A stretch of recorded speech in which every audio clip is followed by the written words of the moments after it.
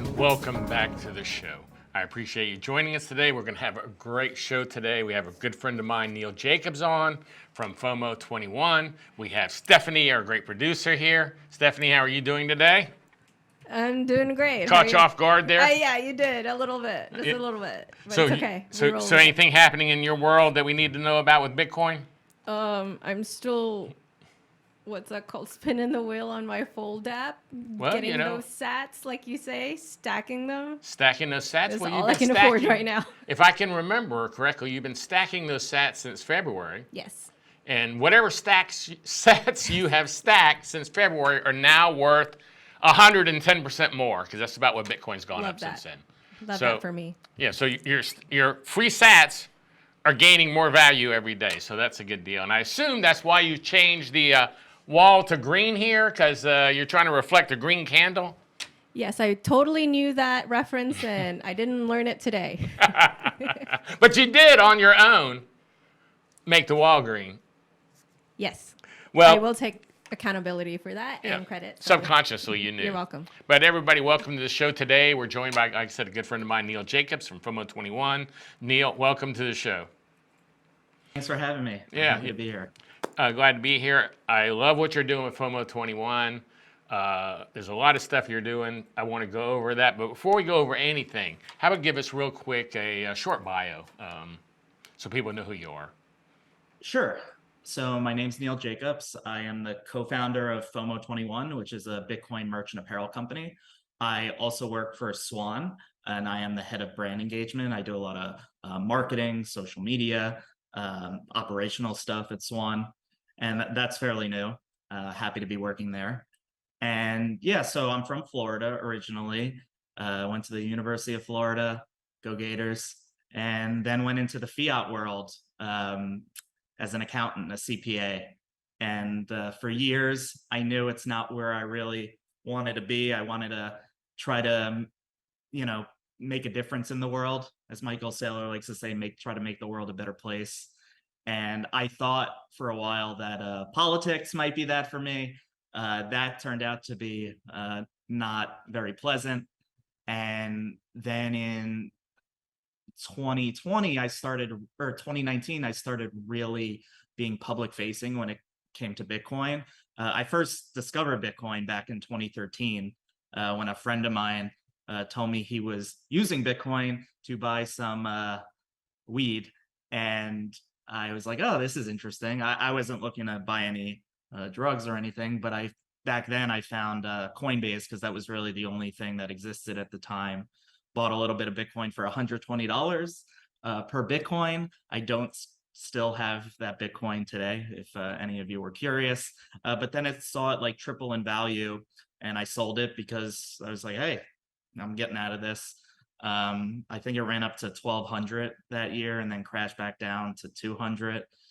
And then I just kind of meandered until like 2015, 2016, started with the altcoin trading. I still really didn't understand Bitcoin.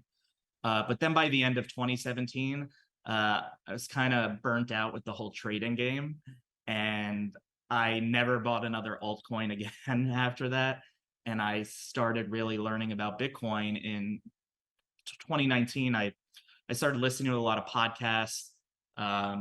And I kind of fell down the rabbit hole and just started putting myself out there. And I just kind of got captured by the Bitcoin space, the Bitcoin community, Bitcoin Twitter. And now I'm here with you now. So I'm happy to be here. Well, that Bitcoin rabbit hole is a deep rabbit hole, but I want to go over something you stated there. Michael Saylor says, about working to change the world, basically. And Bitcoin definitely is a great way to change the world, because it's going to change the world whether you want it to or not. So I believe everybody should get on the bandwagon and start getting involved. But that's one thing I always say about Bitcoiners versus crypto people is, don't get me wrong, both of them want to make money. Bitcoiners and crypto people, they both want to make money. But crypto people are like day traders. They just want to get in and make money. That's all they're worried about. They're going to get in, they're going to make the money. They're going to get in and make the money. Buy, sell, buy, sell. Where I think the majority, not all, But the majority of Bitcoiners that I meet, at least ways, want to make money, but they realize they have an opportunity to help change the world. And so I think a majority or a lot of Bitcoiners realize they can help change the world, where that's not the case with crypto people. Do you think that's a fair summary? Yeah, I guess I used to be a crypto person, and I didn't really understand the big picture of like Bitcoiners and why Bitcoin only was the thing. So I look at Bitcoin as a communication tool, a way we communicate value from one person to another. And like I had mentioned before, earlier in my life, I thought that politics was the way to do that. But then I kind of realized that system was so broken. I didn't know why. But then when I found Bitcoin, I'm like, wait a second. The base layer of society is money, right? It's how we communicate to each other. And until we fix that, all this other stuff is noise. So yeah, just to go back to your original point, I think people definitely come to Bitcoin. They see the number go up. It aligns that greed incentive that most people have. But when you dive more into it, you see that the problems with the fiat system are the reasons we have a lot of problems in the world. Not all the problems, but a lot of them you could tie back to the monetary incentives in the current structure. And you're correct. The political system is broke, but so is the financial system, so is the educational system. I mean, everything's broken. It's all broken. And I think a lot of that breakage is due to the fact that the US dollar got off the gold standard back in 72 or whatever. Everything's been breaking since then, and now it's just at an ever faster rate. Yeah, and they're all intertwined, right? The political system affects the monetary system, affects the education system. They're all intertwined. So yeah, I mean, everything. I don't know if it's since 1971, since the Federal Reserve, since we came off gold in 1971. But I do know that Bitcoin offers a better alternative than what we have now. So I've decided to really, direct my energy towards Bitcoin every day for the rest of my life until I feel like I can't contribute anymore. Thanks for correcting me. I couldn't remember. I never can remember that year. I was in high school. I should be able to remember that. I think I was a sophomore in high school when that happened. So, but it could be. You could be right. It could be ever since the Fed.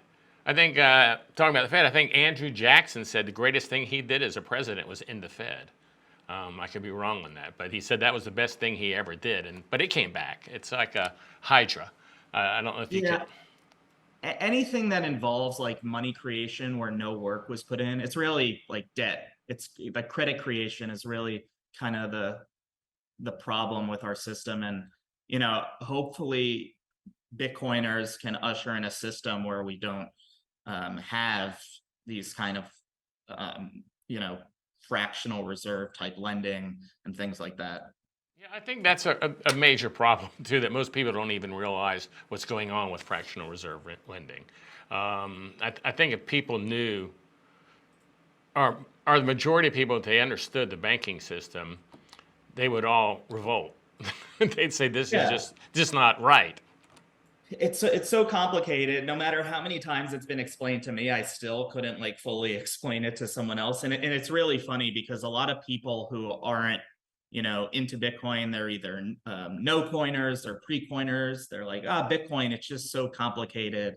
I don't want to get into it. Do you understand how complicated the monetary system is that you live in, but you just accept it because you think it works well? Bitcoin will work a lot better for you. So it's funny. Yeah, I think that, like I said, no one understands it. I'm the same way. I have been explained it and will watch numerous shows about it, and I still don't understand all the bits about it. But I do know one thing. I understand and know enough that it's not doing the common person any good. Now, we'll be right back after this word from our sponsor with more from Neil Jacobs. Stay tuned.